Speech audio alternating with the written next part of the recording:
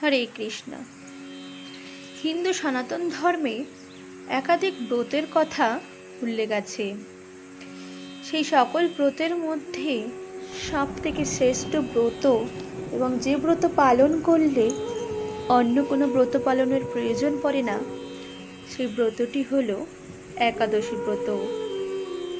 এই একাদশী ব্রত কিভাবে পালন করব বা পালন করলে কি কি ফল লাভ হবে, সেই সকল বিস্তারিত আলোচনা আজকে আমি আপনাদের সামনে তুলে ধরব। কৃষ্ণ ভুলি যেই জীব অনাদি বহির্মুখ, অতএব মায়া তারে দেয় সংসার দুঃখ। শ্রীকৃষ্ণকে ভুলে জীব অনাদিকাল ধরে জড়া প্রকৃতির প্রতি আকৃষ্ট রয়েছে, তাই মায়া তাকে জড়জগতে নানা প্রকার দুঃখ প্রদান করছে। পরম করুণাময় ভগবান কৃষ্ণ স্মৃতি জাগরিত করতে মায়াগ্রস্ত জীবের কল্যাণে বেদ পুরাণ আদি শাস্ত্র গ্রন্থবলি দান করেছেন। ভক্তি হচ্ছে ভগবানকে জানার ও ভগবত প্রীতি সাধনের একমাত্র সহজ উপায়। শাস্ত্রে যে ৬৪ প্রকার ভক্তাঙ্গের কথা বলা হয়েছে, তার মধ্যে একাদশী ব্রত সর্বোত্তম। শ্রবণ, কীর্তন, স্মরণ, নবদা ভক্তির পরই দশম ভক্তাঙ্গ রূপে একাদশীর স্থান। এই তিথিকে হরিবাসর বলা হয়। তাই ভক্তি লাভেচ্ছু সকলেরই একাদশী ব্রত পালনের পরম উপযোগিতার কথা বিভিন্ন পুরাণে বর্ণিত হয়েছে। একাদশী তিথি সকলের অভীষ্ট প্রদানকারী।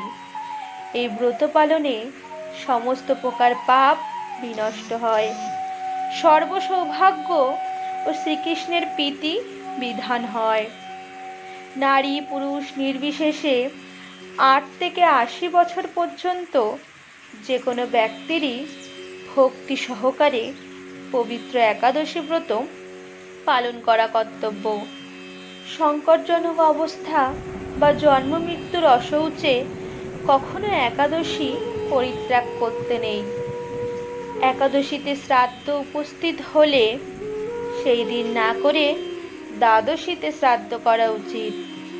শুধু বৈষ্ণবেরই নয়, শিবের উপাসক, সূর্য চন্দ্র ইন্দ্রাদি যে কোনো দেবোপাসক সকলেরই কর্তব্য একাদশী পালন করা। দুর্লভ মানব জীবন লাভ করেও এই ব্রত অনুষ্ঠান না করলে বহু দুঃখে কষ্টে ৮৪ লক্ষ জনই ভ্রমণ করতে হয়। অহংকার বশত একাদশী ব্রত ত্যাগ করলে অশেষ যম যন্ত্রণা ভোগ করতে হয়। যে ব্যক্তি এই ব্রতকে তুচ্ছ জ্ঞান করে, জীবিত হয়েও সে মৃতের সমান। কেউ যদি বলে একাদশী পালনের দরকারটা কি, সে নিশ্চয় কুম্ভীপাক নরকের যাত্রী। যারা একাদশী পালনে নিষেধাজ্ঞা জারি করে, শনির কোপে তারা বিনষ্ট হয়। একাদশীকে উপেক্ষা করে তীর্থ স্নান আদি অন্য ব্রত পালনকারীর অবস্থা গাছের গোড়া কেটে পাতায় জল দানের মতোই। একাদশী বাদ দিয়ে যারা দেহ ধর্মে অধিক আগ্রহ দেখায়, ধর্মের নামে পাপ রাশিতে তাদের উদর পূর্ণ হয়। কলহ বিবাদের কারণেও একাদশীর দিনে উপবাস করলে অজ্ঞাত সুকৃতি সঞ্চিত হয়। পুণ্যপ্রদায়িনী সর্বশ্রেষ্ঠ এই ব্রত শ্রীহরির অতি প্রিয়। একাদশী ব্রত পালনে যে ফল লাভ হয়, অশ্বমেধ, রাজসূয় ও বাজপেয় যজ্ঞ দ্বারাও তা হয় না। দেবরাজ ইন্দ্রও যথাবিধি একাদশী পালনকারীকে সম্মান করেন। একাদশী ব্রতে ভাগবত শ্রবণে পৃথিবী দানের ফল লাভ হয়। অনাহারে থেকে হরিনাম, হরিকথা, রাত্রি জাগরণে একাদশী পালন করা কর্তব্য। কেউ যদি একাদশী ব্রতে শুধু উপবাস করে তাতে বহু ফল পাওয়া যায়। শুধু ভক্তেরা এই দিনে একাদশ ইন্দ্রিয়কে শ্রীকৃষ্ণে সমর্পণ করেন। একাদশীতে শস্য মধ্যে সমস্ত পাপ অবস্থান করে, তাই শস্য জাতীয় খাদ্যদ্রব্য একাদশীর দিনে বর্জন করা উচিত। বিদ্যা একাদশী ব্রত পালন করতে হয়। একাদশীতে সূর্যোদয়ের পূর্বে বা সূর্যোদয়কালে যদি দশমী স্পর্শ হয় তাকে দশমী বিদ্যা বলে পরের দিন একাদশী ব্রত পালন করতে হয়। মহাদ্বাদশীর আগমন হলে একাদশীর উপবাস ব্রতটি মহাদ্বাদশীতেই করতে হয়। একাদশী ব্রত করে পরের দিন উপযুক্ত সময়ে শস্য জাতীয় প্রসাদ গ্রহণ করে পালন করতে হয়। শাস্ত্রবিধি না মেনে নিজের মন গড়া একাদশী ব্রত পালন করলে কোনো ফলই লাভ হয় না। দৈববশত যদি কখনো একাদশী ভঙ্গ হয়ে যায় তবে ক্ষমা ভিক্ষা করে পুনরায় ব্রত পালন করতে হয়। গঙ্গা স্নানে যেমন সবার অধিকার আছে, তেমনি একাদশী ব্রতের অধিকারীও সকলেই। শাস্ত্রে বিধবা সধবা সকলের জন্যই একাদশী ব্রত পালনের নির্দেশ দেওয়া হয়েছে। যারা সধবার একাদশী পছন্দ করেন না, শাস্ত্রে তাদের বিষ্ণুদ্রোহী বলা হয়েছে। শ্রীচৈতন্য মহাপ্রভু তার লীলাবিলাসের প্রথম থেকেই একাদশী ব্রত পালনের প্রথা প্রবর্তন করেছিলেন।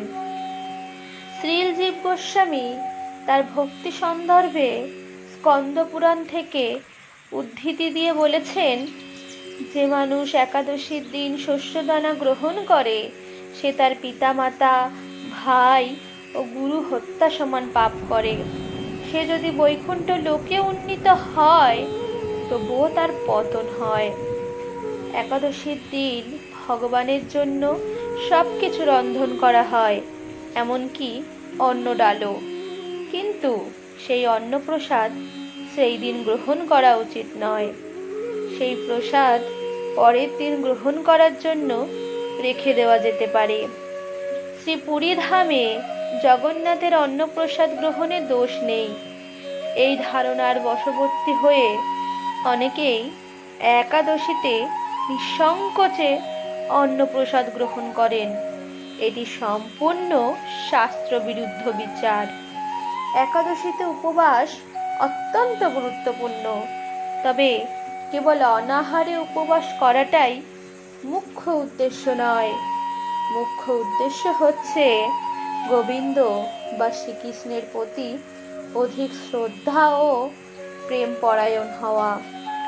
উপ মানে নিকটে, বাস মানে অবস্থান করা, অর্থাৎ শ্রীহরির নিকটে অবস্থান করা। একাদশীর দিন উপবাস করার মুখ্য উদ্দেশ্য হচ্ছে শারীরিক আবশ্যকতাগুলি খর্ব করে ভগবানের মহিমা কীর্তন এবং অন্যভাবে ভগবানের সেবা করে সময়ের সদ্ব্যবহার করা। ভোরে শয্যা ত্যাগ করে শুচিশুদ্ধ হয়ে শ্রীহরির মঙ্গল আরতিতে অংশগ্রহণ করতে হয়।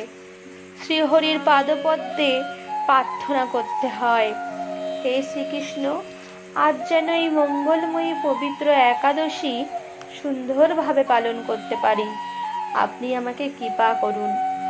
একাদশীতে গায়ে তেল মাখা, সাবান মাখা, পরনিন্দা চর্চা, মিথ্যা ভাষণ, ক্রোধ, দিবানিদ্রা, সাংসারিক আলাপাদি বর্জনীয়। এই দিন গঙ্গা আদি তীর্থে স্নান করতে হয়। মন্দির মার্জন, শ্রীহরির পূজার্চনা, স্তুবস্তুতি, গীতা ভাগবত পাঠ আলোচনায় বেশি করে সময় অতিবাহিত করতে হয়। এই তিথিতে গোবিন্দের লীলা স্মরণ এবং তার দিব্য নাম শ্রবণ করাই হচ্ছে সর্বোত্তম। শ্রীল প্রভুপাদ ভক্তদের একাদশীতে 25 মালা বা যথেষ্ট সময় পেলে আরও বেশি জপ করার নির্দেশ দিয়েছেন। একাদশীর দিন ক্ষৌরকর্মাদি নিষিদ্ধ। একাদশী ব্রত পালনে ধর্ম, অর্থ, কাম, মোক্ষ আদি বহু অনিত্য ফলের উল্লেখ শাস্ত্রে থাকলেও শ্রীহরি ভক্তি বা কৃষ্ণপ্রেম লাভই এই ব্রত পালনের মুখ্য উদ্দেশ্য। ভক্তগণ শ্রীহরির সন্তোষ বিধানের জন্যই এই ব্রত পালন করেন।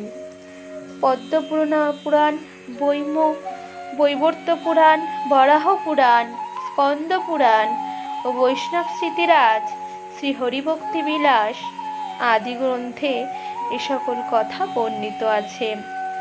বছরে 26টি একাদশী আসে, সাধারণত 12 মাসে 24টি একাদশী। এইগুলি হচ্ছে উৎপন্না, মোক্ষদা, সফলা, পুত্রদা, ষঠতিলা, জয়া, বিজয়া, আমলকি, পাপমোচনী, কামদা, বরুথিনী, মোহিনী, অপরা, নির্জলা, যোগিনী, শয়ন, কামিকা, পবিত্রা, অন্নদা, পরিবর্তিনী বা পার্শ্ব, ইন্দিরা, পাশাঙ্কুশা, রমা এবং উত্থান। কিন্তু যে বৎসর পুরুষোত্তম মাস, অধিমাস বা মল মাস থাকে, সেই বৎসর পদ্মিনী ও পরমা নামে আরও 2টি একাদশীর আবির্ভাব হয়।